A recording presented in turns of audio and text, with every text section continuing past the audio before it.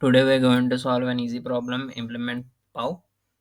What we need to do is we need to find b power e here. That means b to the power of e.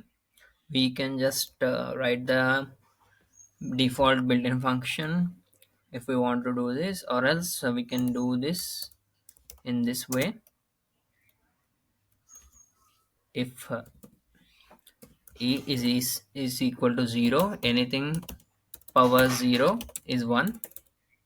So this is one of the base condition we're writing. And if the given e is less than 0, that means the value is going to be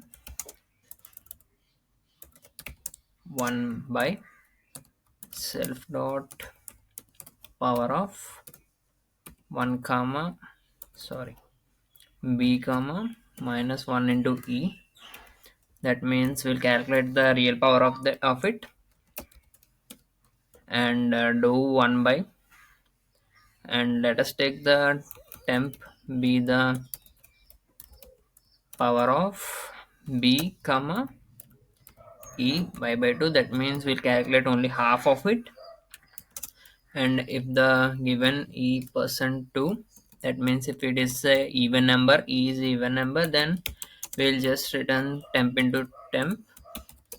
That means even numbers half into half. But if it is an odd number, we can write this as like this. We'll get a redundant b additionally.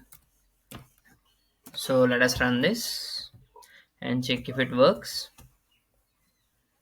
If it works fine, let us submit this to check the solution works for everything. Yeah, this is the possible solution of it. So that's how you solve it. Please keep it in mind. It may come in handy to show some innovative approach whenever something like this asked.